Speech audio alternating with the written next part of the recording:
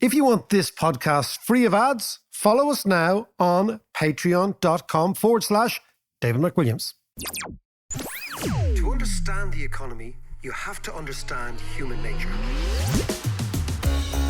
This podcast is powered by Acast. How you doing there? It is time for the podcast. I was just singing there, John. Do you know, I was going to tell you, we did the podcast last week in Argentina. Yeah. But you know, there's loads of talk about the Oscars in Ireland because of the Banshees of Inisherin, Yeah, right? Which I yeah. haven't seen yet, but I will go and see It's it. brilliant. right? It's brilliant, Okay. brilliant. But one of the other... I just don't like you no more.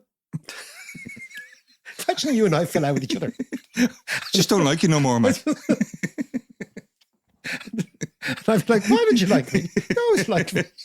I throw my fingers at you.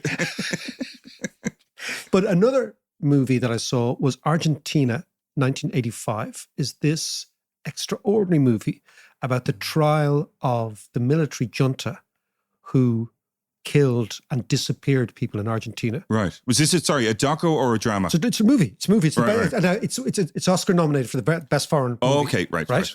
And it is brilliant. It is about the lawyer, the prosecutor, who against all the odds took on the case against the junta in the very first democratic government in Argentina in the 80s. Yeah. Under a guy called Alfonsín, who was the president, right? And just how they dismantled the case of the junta and the way in which, you know, you forget that tens of thousands of Argentinians were disappeared, i.e. were killed and never found again. Yeah. These are the people who threw people out of helicopters.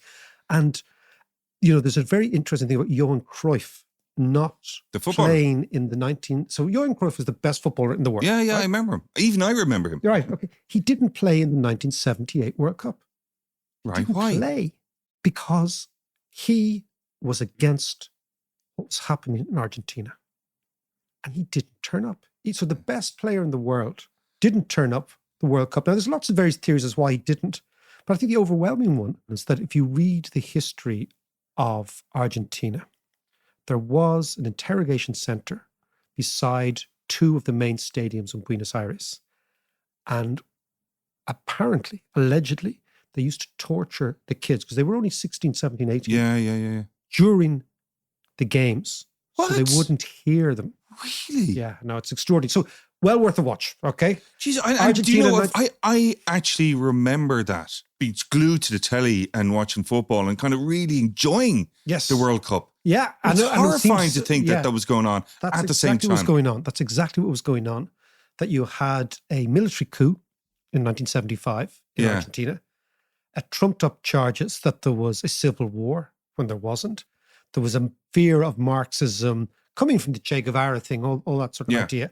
The CIA, of course, were involved. Always always involved. Yeah. And ultimately, what came out of it was an extraordinary, savage, brutal, and incredibly cowardly repression of young teenagers who they accused of being communists and Marxists. Yeah. Anyway, enough of this. We're going to talk about some economics. The biggest question in economics is, what is economic growth? Where does it come from? Why are some countries successful? Why are not? And the man who's going to answer this is a guy called Tyler Cowen, one of the greats of economics.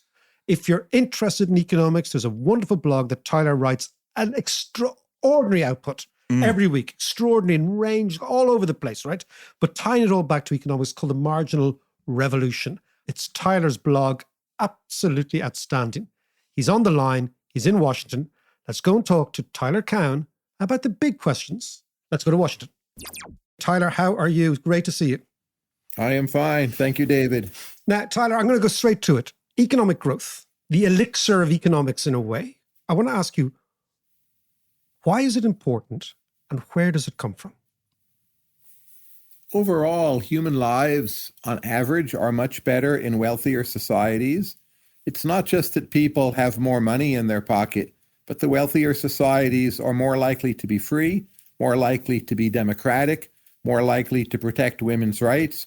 You have a greater ability to choose your occupation, all kinds of freedoms and pleasures and ways of fulfilling your life and becoming who it is you want to be. You have better opportunities in the wealthier society. your children get better health care, you can travel abroad more, whatever it is you might want. If you look at where the world's poorer people want to go when they have the choice, typically they wish to migrate to wealthier societies.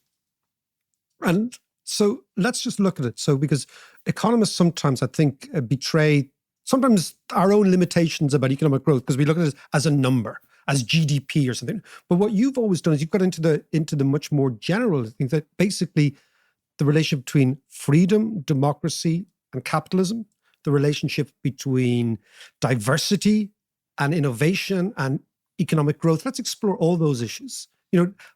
Take a society like Western Europe or North America. How has it evolved that these societies are richer? The wealth of a society, putting aside a small number of oil-rich principalities, but it comes from having good incentives to produce wealth, having relatively secure property rights, some notion of a rule of law, having a system of government where you can kick out the worst performers, however imperfect your democracy might be. If it can get rid of your worst leaders, it's actually pretty good. And then just incentives for wealth accumulation and innovation. Innovation is a wellspring of progress. We have new ideas, new goods and services come along all the time. Those raise our standard of living. They also enable us to fund government programs we want. Wealthier societies have more resources to draw upon for their governmental budgets. So if you think of basic liberties, democracy, capitalism, they're all influencing each other back and forth. It's a chicken and the egg problem. But there's a way you get them together with a fairly high level of social trust that just makes for very good lives for individual human beings. And explain to me this role, this is very elusive idea of innovation, because as you and I know, it's thrown around a lot. It sounds great. You see it in marketing brochures, etc. What exactly is it? And I mean, is it this Schumpeterian idea of this constant evolution, or what is it? When you try to explain to your students innovation, what do you say? Well, there's really many types of innovation. Sometimes it comes suddenly. Sometimes it's small, gradual improvements that you don't necessarily notice. So when I was younger and drove a car, I got flat tires fairly often without doing anything wrong. Tires just weren't that good. There was never a big newspaper story, about safer tires coming. But these days I've driven for many years. I drive more. In fact, I don't get a flat tire at all. It just doesn't happen. Tires are better. So that is slower and gradual, but it makes my life safer, and I don't have to worry about changing the tire out in the cold. And sometimes something comes suddenly. So we have ChatGPT now, right, where you can ask it questions, including about economics. It's imperfect, but it can give you these amazing answers, and we use it to teach ourselves things. Innovations can come from big firms, from small firms, but I think the common element is that at some level you have an entrepreneur who sees how the future could be different from the present that we're all used to. If you look at economic history, Tyler, it's fair to say that, economic growth is a very new thing for humans. It's a really new thing. I mean, it's, you have all these various graphs. I think it's called the hockey stick chart. Shows you sort of income for humans for 100,000 years. And then everything's kind of mooching along. Nothing's really happening. And then suddenly around, 1750, 1790, 1800, around there, things start to take off. Economic growth becomes a thing. And this notion of economic growth percolating down into what became a middle class and then what became class structure. And then why was that? That's a big and very difficult question. If you're asking, why did the Industrial Revolution happen when it did? I can give you my opinion, but I would stress that specialists in this area still are debating the question. But I think with, England and, Great Britain, you have this fairly protected political unit. It is an island. It has a strong navy. It has a lot of coal. It has a broadly Christian philosophy of individualism. It has a reasonable degree of rule of law, at least for whites, not in the empire, but yeah. And I'm sure the Cowans living in Ireland didn't think that about 100 years ago. Well, they left, right? So Exactly. they went somewhere else where they could think it again. And my country has done pretty well also. And then on top of that, you just have this spirit of invention take off in both Scotland and England, often Northern England. It was the tinkerers, not always the elites or the nobles. And they just kept on doing things. And there was a cumulative self-reinforcement to this process. And at first you have rates of growth. Maybe they're only 1% a year. We might think that's not really that great. But it never stopped is the difference. And earlier in human history, like the Romans, the Greeks, they had done better than their predecessors. But at some point it stopped and reversed and went backwards. The unique thing about Great Britain is that it really didn't stop. And not only did it not stop, but it percolated out into other countries, France and Germany, and of course, then the most resplendent example is the United States of this. Correct. So let's get into the psyche of the United States, right? So most Irish people listening to this have relations in the States. We've worked in the States. I've been a dishwasher in the States. I've done it all, right? So legally, illegally, all that carried on when we were kids, right? But in terms of the American willingness, maybe not ability, but willingness to try, to strive, where does this come from? Well, America, as we all know, is a nation built out of people who left the places where they were. So I think that's selected for people who are more adventurous, more risk-taking, in some ways less respectful of authority, less tied to their parents. And then you mix them all together. So you get some big social problems from that. I think that is clear. But you also get a lot of innovation and creativity. And just America being a large country, we have biggest single market that there is, and great trade ties. And the English language, of course, is more or less the global language. So we're just uniquely well positioned to innovate. And for a long time, we have not had serious threats to our national security. I think that's a big help. We have a democracy, a functioning constitution. And again, all this might be imperfect, but it's better than some of the alternatives out there in places like Russia and China. And it's interesting, you also have this great advantage of two massive pieces of water between you and the rest of the world. I mean, it really helps. It really helps. The Atlantic and the Pacific are not inconsequential when you're talking about America. And I think also it improves the quality of our immigrants, because to get here was not always easy. So if you got to America, it wasn't just, for most people, not just walking across a border because that's where you were. You made a concerted effort. You believed in American ideals to some extent. And it was an ordeal to come here by boat in earlier times. Now let's look at, so the one dilemma in this overarching analysis, not dilemma, but one thing that's unusual is China. So here you have a country that isn't free, that isn't democratic, that is, and we know, increasingly now becoming autocratic, at least in the last 24, 36 months. And yet in the period, let's say 1990 to, let's say 2020, that 30-year period, China does, frankly, what Japan does between 1947 and 1977 or 87. It grows like hell.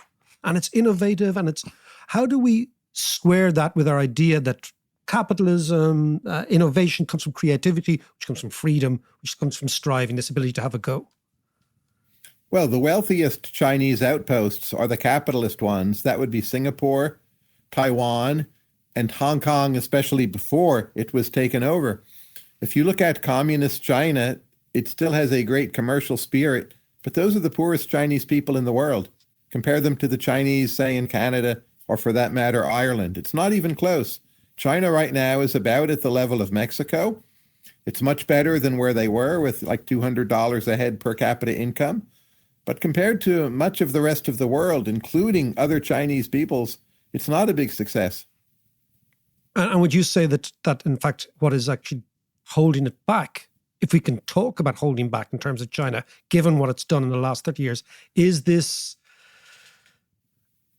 lack of, the oddballs, the unusual creatures, the disruptors, the diverse folk, the people who actually say, no, you know what, I'm going to back myself and I'm going to have a go in the market. Would you say that if China were to actually become more open politically, it would actually become economically much more impressive? I hope they will. And I believe that would be the case. I don't know if they will. They have a great deal of censorship, closed to the outside world for several years, strong pressures for conformity. And you look at, say, social sciences or economics, our field, there's just very little of interest coming out of China. And That's true, actually, yeah. Yeah, I think they will liberalize at some point. I think they'll have to, just like they had to get rid of zero COVID. But it's uncertain, right? Yeah. And explain to me then, we start with growth. You know, a country like the United Kingdom, and I saw you wrote, I think you were in the UK a couple of weeks ago, and you were writing, look, Southeast England, London, around London, that sort of London, Oxford, Cambridge, that part of England is, you'd say, one of the most dynamic places in the world. But what happens when a country goes backwards? And the reason I pick England is because it has gone backward, has dropped this baton, and it does have extraordinary social, regional, political divisions, which are real and seem to be exacerbated by lots of things. Why does a country stop growing? It will depend on the country. So as I understand Great Britain, there's a stagnation in living standards and a very strong regional imbalance. So much of South England is doing wonderfully, and much of the rest of the country is not doing well at all. My hypothesis, and I stress the word hypothesis, is this, that it was once an empire, and London was the capital of an enormous empire, and so London sort of grew too big. It was properly large for an empire of that size, but now that the empire is gone, you have this one kind of like, it's like having elephantitis or something, this one city that's in a way out of control. It's great for London, Cambridge, and Oxford, which are the innovative places, but it's drained talent from the rest of the nation. You have an imbalance. Do the Tories rule? Do the Scots have a say? What about Northern Ireland? Maybe the politics isn't fundamentally workable with London and South England being so powerful economically and politically and culturally. So I think they're stuck. I don't know how they get out of it. I think South England will continue to do very well. I'm very optimistic about part of the country. But the country as a whole, they've dug themselves into a ditch. And maybe it's partly a kind of revenge for the earlier empire. So the Irish can chuckle at this. The Irish, as you know, they're now doing better than Great Britain. And they're in the European Union, Ireland. I think Brexit has been proven to be a mistake. It's lowered their living standards. I don't know that the EU would take them back if they wanted back in. But people increasingly are regretting Brexit. It's created problems with Northern Ireland that you're very familiar with. They just made a bunch of mistakes on top of everything else. Well, see, this is my point, which is this is like how good countries go bad is by making the wrong decisions over and over again. Yes. And then this is where I want to come to the role of policy and economics and our business in all this. So if we take the growth comes from, as you said, the tinkerers, the messes around with, the improvisers, and they're coming up with better things. You said about tires, or it could be engines. When I was a kid, and John, who was my next door neighbor across the way, will remember that our road used to regularly push the McWilliams car, right? Yes, we did. In icy mornings, right? My dad had a Hillman Hunter, right? Made in Coventry or somewhere, Birmingham, right? And my memory of the late 70s in Ireland is all the kids on our road pushing other fellas' dads and mums' cars, because they all broke down in the morning. That just doesn't happen anymore, right? It's lucky we were at the top of the hill. Yeah, actually. we were at the top of the hill, we'd push it down, right? But what can policy do to create the right incentives you talked about at the start to liberate those who will say, you know what, cars don't have to break down in the freezing cold. We can do something better than that. Again, it will depend on the country. But if you're talking about Britain, I think one of their problems, it's not policy, but it's their social norms. So there's a nobility, there's a class system, your accent still matters. I don't blame any particular policy on that. If you think of Republic of Ireland, it's far more socially egalitarian. Yeah, so the way you get status at the margin, say in Dublin, is actually to earn a lot of money, which is a good incentive. You can't so much look to history. The old Anglo-Irish elite is, mostly a thing of the past. And there are too many ways to get status in Great Britain that do not involve being a productive innovator. Now, when it comes to policy, I think ideally they would like to rejoin the European Union, but I don't know that that's an option right now. I think also the cost of housing and rentals especially in southern England, it's far too high. This problem they share with Ireland. Yeah, we've got this problem as well. Yeah, they haven't built enough real estate for people to live in, and they need to do that. But there are very strong entrenched interest groups, most of all in the Conservative Party, who don't want their green belt taken away, or, too many things changed, or, not that they don't have as many hedgehogs as they used to have around. Yep. And so they're stuck on that one too. So it's going to be tough for them. Now, when you look at the rest of Europe, and let's say regions of the United States, I'm always intrigued with the restlessness, and I think that's a phrase you use a lot, of the United States. This kind of still this bizarre pioneering spirit where you'll meet Americans who, will have moved. Irish people are a bit like this as well, but Americans will have moved 5 or 6 times in their adult life. 5 or 6 states, 5 or 6 almost different jobs, careers. Again, is that part of the process, the sort of the urgency of the United States that gives us this, or gives the Americans this technological or innovative edge? Yes, and it relates to our status markers. No one thinks you're bad or weird because you moved around a lot. It could even be a mark of high status. You don't have some like landed country estate that you're tied to, unlike, say, many parts of Britain. Yep. And you are not just politically free, but in some kind of metaphysical sense. I feel as an American, you're freer to do things, to reinvent yourself, to reimagine who it is you really are.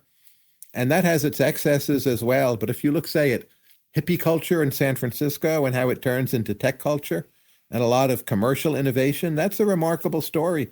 And a lot of it comes because America is pretty weird. Explain more. You can't just drop that. Tell me about the weirdness and where Well, where it feeds into economics and innovation. Our saying is California is where the future happens first. And that's true in good and bad ways. But the state has been a remarkable engine for change. Earlier, it was Hollywood, which is still there. Television, of course. But then Silicon Valley, tech, social media. Those innovations, they're global to an extent, but the center of them very clearly is the Bay Area in Northern California. And it's a part of the country just full of brilliant weirdos who typically are not coming from extraordinarily distinguished backgrounds. Like it might be, well, the father or mother were upper middle class, but they're not relying on family wealth to do this. And as you know, 2 Irishmen, Patrick and John Collison, that's where they moved to start Stripe, and it works very well there.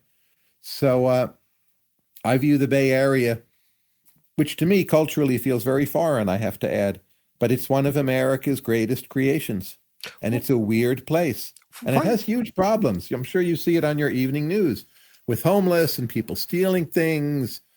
You smell marijuana too often in the streets, even if you think marijuana is fine. Like you shouldn't smell it all the time walking around the center of town, right? Well, that's funny you say that. I was in New York. I was saying to John, I was in New York, I don't know, November. And it seemed to me the entire Manhattan everyone had to be stoned. The smell of spliff in Manhattan was just extraordinary. For somebody who's triggered when they smell spliff to think it's illegal, right? You think spliff cops, right? This is in my head, right? But it was like, and so what you're saying is San Francisco. What I want to get to is to this strange. And Berkeley is worse yet. If you want to smell that stuff, my goodness, Berkeley makes New York seem like the Mormon Tabernacle Choir. Let's tell me, but the connection between I like the kind of the slightly off center, slightly weird population and economic innovation and creativity, because you and I were just talking about this article I'd written a while ago about the connection between Joyce the artist and Joyce the entrepreneur. This idea that the type of people who set up companies are there's a defiance in backing oneself. And you see that in creative people, you see it in writers, you see it in movie directors, you see it in artists, you see it in musicians, a type of defiance that I have something to say. And explain the connection between that and this sort of, as you'd say, the weirdo population of the Bay Area. Well, there's a kind of overconfidence behind entrepreneurship, whether it's artistic or economic. And maybe it's a self-fulfilling prophecy and you end up validating what appeared to be an overconfidence. But America as a nation is based on its own overconfidence. Oh, we'll take this land and, we're going to take it all over and we're going to make it work and we're going to create this democratic system of government out of nothing and it will be better than anything else. If you go back and look at that historically, that's crazy, right? There were huge victims along the way, but there's some level at which it absolutely, completely worked. And people feel that in their bones and they carry it into their personal lives. And this broader notion of having like a calling, which originally was a religious idea, but it now has been secularized, I find that is much stronger in America, say, than either, England or anywhere on the European continent. It's not even close. And Like, I feel my calling is Yeah. to do all this with economics, teach people more economics. I'm very dedicated to that. It's not like a question at the margin, am I getting paid for this or not? You just do it. And that's a very American approach. that's fascinating. I'd actually never thought about it that way. That in the United States people are more committed to, as you say, a calling, which used to be spiritual, stroke religious, stroke transcendental, and now it's secular. That's what you're saying, and that's a feature of American life. Yes, and here's the difference I notice with Ireland, that you have this long tradition of the Church of Ireland, which is an offshoot of the Anglican Church. So on one hand, your Protestantism is bent in this other very official direction, rather than individual calling. And on the other hand, the majority of your people are Catholics, who, because of how they're treated, are rebelling against Protestant ideas altogether. So the broader sort of Puritan Protestant notion of calling, which gets transmitted to America, it does not in an equally strong manner get transmitted to Ireland. And I think that's one factor culturally holding back entrepreneurship in Ireland, which, to be clear, has gone great. But I think it could be much better yet. Yeah, we're always on dodgy ground though when we're going down the Weberian Protestant work ethic, because there, if you look at Catholic areas, it's interesting of Europe, so northern Italy, southern Germany, large parts of France, the industrial France. What you see is these kind of sectarian differences have now kind of, I think, have really dissipated in the secular society. I hope so, except for certain parts of Northern Ireland where it's absolutely still the case. But I like this idea that it is an individual calling that drives certain people to take risks. And that is a positive feedback loop. And that comes back to society in economic growth or in new products or whatever. What you're seeing is that it's an individual idea that drives Yes, and the it's economy. not about formal religion. Like in America, I sometimes say, we have Protestant Jews, we have Protestant Catholics. And that sounds a little absurd, but I think that's how it is. So it's in the air, it's in the water. And I think if all of Europe had stayed Catholic, it wouldn't have grown the way it did. It doesn't mean that like people now who are Protestant have some big advantage. You don't see that. As you know, Southern Germany, which is more Catholic, is now richer than Northern Germany, which is more Protestant. The Nordic countries, which tend to be Protestant, they're doing fine, but they're not, say, doing better than Switzerland, which is very mixed in terms of Yeah. Protestant Catholic. And Britain is the amazing thing is Northern Ireland is the poorest part of Ireland by a country mile, with the Yes. highest proportion of, ethnic Protestants. And Britain was ethnically a Protestant country and was very much the exporter of this idea as we started with. And that has slipped backwards. So I agree with you there. But there's still something about Protestant ideas that I think gets picked up in many non-Protestant countries. So the United States, we now have Protestant Hindus, you could say. They're doing great. Highest per capita income of any group. Now, this is where I want to end with you, is on the issue of immigration. I read something recently that in the Forbes 500 companies, 40% of Forbes 500 companies in the United States were founded by first or second generation immigrants. And then you were talking about Hindu Protestants and etc.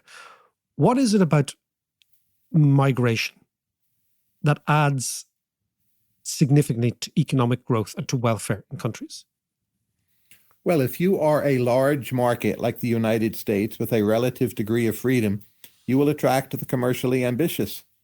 So I don't think small, poor countries get an equal quality of migrant, but the United States does. Canada and Australia a bit less so, but they do very well.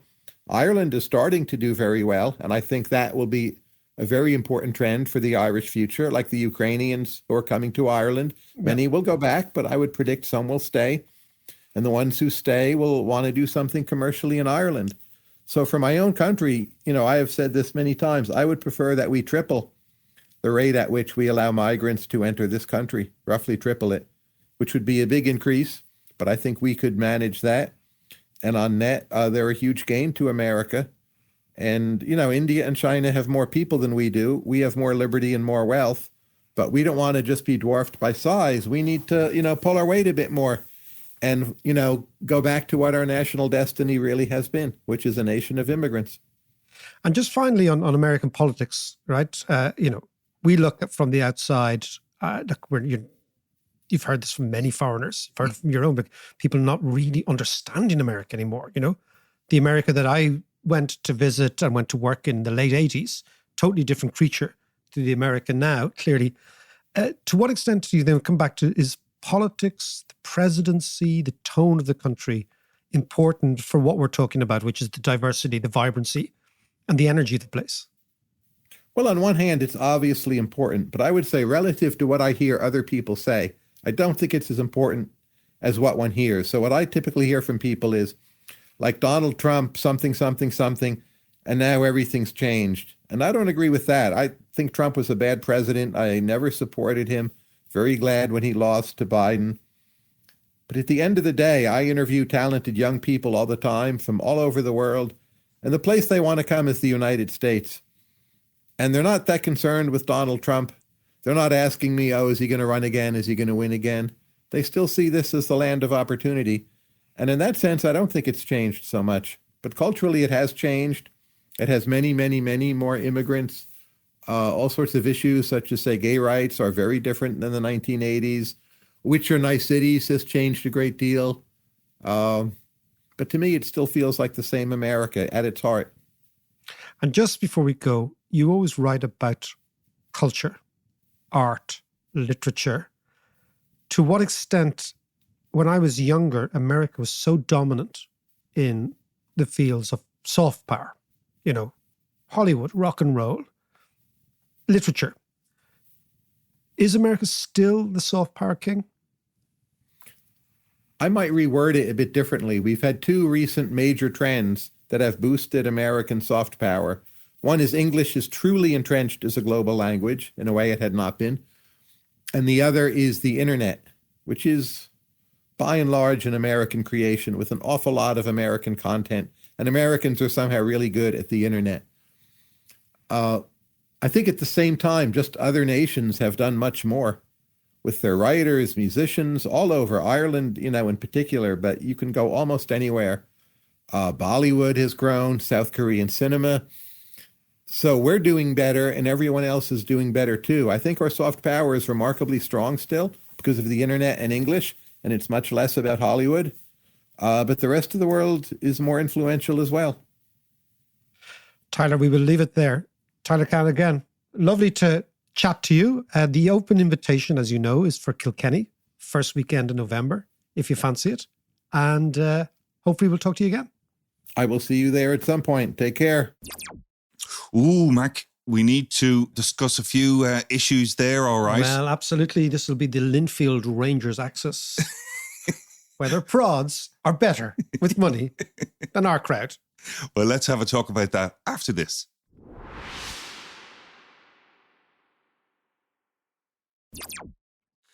So, Mac, I have to say I'm trying to digest that last point about Protestantism and its impact on economics. I've always knew there was kind of a Protestant way with money, but I always thought that was a Scottish kind of thing or a Norwegian kind of thing. Scottish thing, it's coming from me because my granny's, know, Scottish prod, and my grandparents are mixed marriage, so we know mixed marriage is such a ridiculous thing to say, isn't it? A mixed marriage. But I suppose that back in the 1910s, that was unusual. Yeah, but it's interesting though when he's talking about the kind of Protestant Jews and the Protestant Hindus, and it's about a way of thinking and an approach. Okay. Explain that to me a bit more. What's your take on that? It all starts with a guy called Max Weber. Max Weber was a German sociologist, very, very brilliant. And he wrote a book which became incredibly popular in the 19th century called The Protestant Work Ethic. And what he did, and this is a really interesting, granular approach to sociology, is that he went into German cities. It was basically a German theory. So let's go back. Germany is totally convulsed by the 30 Years' War. which was a sectarian war like no other between Catholics and Protestants in Germany. And to give you a sense of what was happening, it was a bit like Syria. Okay, yeah. Right? Like, so for example, cities like Weimar lost the majority of their population. So it was an unbelievably vicious sectarian civil war within Germany, of which the wounds were not healed up until the 20th century. So you'll even find in Germany, the divisions between Catholics and Protestants are still very much there. Yeah. So there's Catholic areas and Protestant areas. But Weber was trying to prove that Protestants were better with money, right? But he didn't set out to prove this. He just set out to do a survey of economics, of business owners, of wealth, of class in Germany.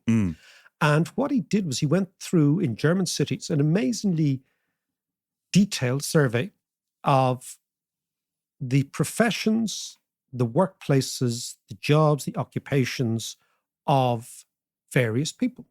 And then he identified whether Protestants or Catholics. Right. And what he found was that Protestants in Germany tended to be richer, tended to have more savings, tended to have more wealth, tended to be much more part of the merchant class than Catholics. And he deduced from this that there was a Protestant work ethic, that basically prods got up earlier in the morning and went out to work, like my granny. Okay. Yeah. And my in-laws up north as well. Yeah. So the early bird catches the worm and all that kind of nonsense. Right? And a little bit frugal with their brass and all that sort of thing. Yeah. Where the Fenians go off down the boozer and spend it up. So the problem with Weber is that what he noticed was there seems to be a difference in Germany, but there's always a huge risk from going from some sort of quasi-anecdotal but reasonably well-based observation to a general theory. Yes. Because a general theory is where you get all sorts of nastiness. Now, imagine that Weber is writing at a time of Darwinism as well. Yeah. So Darwinism comes in with a basic notion that there are superior versions of each race. Yeah. And those superior versions, although Darwin didn't really say this, it's actually it's diminishing of Darwin to say that he thought it was survival of the fittest. He thought it was survival of the most adaptable, where the actual weak or the apparently weak could actually find their niche and do okay. But be that as it may, the world in the late 19th century was infused with notions of racial superiority, which of course gave pleasure for colonialists because they could say, well, we're actually European whites. We're actually brainier than African blacks. And we've done all this, right? So the great European imperial project was supported to a degree by Darwinism. Yeah. And of course, out of Darwinism comes eugenics. Out of eugenics comes fascism. Out of fascism comes racial hatred, anti-Semitism, all that sort of stuff. So there's a direct line from Weber and Darwin to what I believe actually ended up happening in the Second World War. Right. An intellectual, and Nietzsche as well. So did Weber, did he introduce the idea of, when he was looking at different career options and wealth and all that. Yeah, and did he introduce the idea of the Jews were the kind of financial? No, but once you start going down, once you fuse Weberian observations about the quality of different ethnics in society, then you start applying it all over the place. And then you have a bit of Darwinism, and then you have a bit of eugenics, and you have a bit of Nietzsche, and and suddenly you're into all sorts of weird stuff. Of course, Hitler, of course, imbibed all this. Yes, yeah. Drowned himself in this nonsense, right? But to come back to the point, Weberian observations about Germany, taken together with the fact that Britain was the preeminent power and was the preeminent Protestant power. I mean, Britain set itself up as a Protestant power. Yeah. Suggested there was a link between what they call the individual calling of Protestants, right? So Catholicism is a collective religion. We're all in the big church together, and the priest has a direct line to God, and basically we channel it all through the priest. Yeah. And whatever he says goes. Yeah, well, the Protestants are an entirely different thing. It's a direct relationship with God. So you read the Bible, you have different offshoots. Protestantism is varied. So you have, on the one hand, you have Mennonites, and you have all sorts of other sects, like Shan's crowd are from Portlanone, right? Right, on the border, County Antrim. There's 5 Presbyterian churches, right? There's the first, second, third, fourth, fifth. So they're always splitting up with each other because the Bible says something else, right? So there is a sort of an individualism in Protestant identity. And what Tyler Cowen was saying is that might explain why for a certain period, Protestant countries seem to get richer quicker. So the best one being Holland, Britain, Northern Germany, all that sort of stuff. Yeah. It also goes back to the Reformation. The Reformation is fascinating because if you go back to the home of the Reformation, Luther. Is Luther, right? And Luther's from Saxony, so a pretty kind of average part of Germany, right? Yeah. But if you actually look at the combination of the printing press, which was basically the internet of the time, Yeah. and Lutheranism, what you see is something very interesting, is that the cities that adopted the printing press, that had their own printing press, were much more likely to convert to Protestantism. And this is an interesting idea. Right. Okay. And the reason is the main pamphlets that the printing press started to produce were religious pamphlets, right? And Luther was like a blogger extraordinaire. Yeah. Like Luther's production. If Luther was hanging around now, he'd be a podcaster. He would, right? So you see this connection between Protestantism, literacy, and the printing press. Yes. And the arrival of a merchant class, a guild class in Germany. So certainly for a period of time, there was this relationship. Now, of course, when you look at the world, that relationship's broken down. So the most Protestant parts of Britain, this is very interesting, where the Low Churches were most strong in the 19th century. They were the areas that most voted for Brexit, which is quite interesting. Ah, right. Okay. Right? Yeah. So there's a sort of a cussed anti-establishment. Yes. Right? Yeah. So if you look at the areas where they call them corrugated Protestant churches. So the little churches would have corrugated roofs. So they weren't rich, okay? Very low church, no iconography, all that sort of stuff, right? They actually voted in huge numbers for Brexit, which suggests that there is a relationship between a deep anti-establishment feeling, because Brexit was an anti-establishment vote, Yes. right? Yeah. And these people. However, in the past, that used to be expressed with financial independence, but they've also become a welfare class in England. They've become a dependent class in England. So it's very strange. So, of course, the great thing is Northern Ireland. I mean, Northern Ireland, is the poorest part of this island by a significant place. Yeah, it it's is. also one with the highest percentage of Protestants. So that thing is all broke down. As I said to Tyler, Southern Germany, Baden-Württemberg, Bavaria, far richer.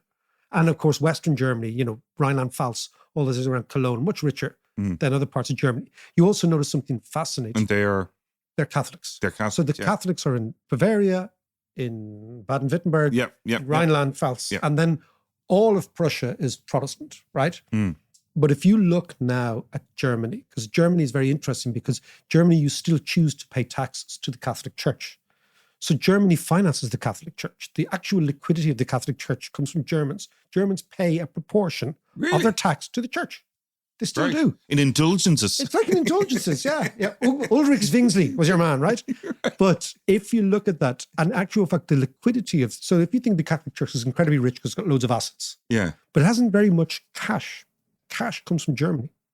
German Catholics pay for the Catholic Church because they pay in their tax. Jesus, the Germans pay for everything. Yeah, no, they do. And if you look at Germany, there's amazing maps of Germany. If you look at the split between religious belief in Germany, and what you see is that around what was known as West Germany, people are quite religious. Well, they're not quite religious. They will say, I'm a Protestant, or I'm a Catholic, or whatever, right?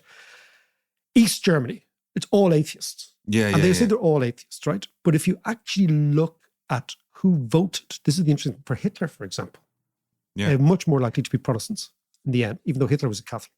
So there's a real weird stuff going on. There's lots of strange stuff. So the greatest anti-Nazi votes came from Catholic areas of Germany. And that's because there was a Catholic party. There was a Christian Catholic party. Yeah. And that's the seeds of the Christian Democrats now in Germany. So there's a lot of stuff going on there. A lot of stuff going on. But what Tyler is saying, it's true, that this idea of a calling, right, that used to be a religious idea, and American Protestantism is very much part of the American pioneer spirit. But as he said, it could be Jewish Protestants or Hindu Protestants. It's that sense that you are on a mission of self-improvement, which I think it's interesting. And I've always said that, unfortunately, about economics, it's a very Protestant science. Yeah. Right? If you look at it was started by Adam Smith, who was lived with his mammy. Think about this, right? Imagine somebody who lived their mammy all their life. He was an incel. He was an incel talking about society when he wasn't even part of it. Yeah. You know what I mean? But that's for another day, John. We'll discuss religion, economics, sectarianism, and all the good things. We'll talk to you next week.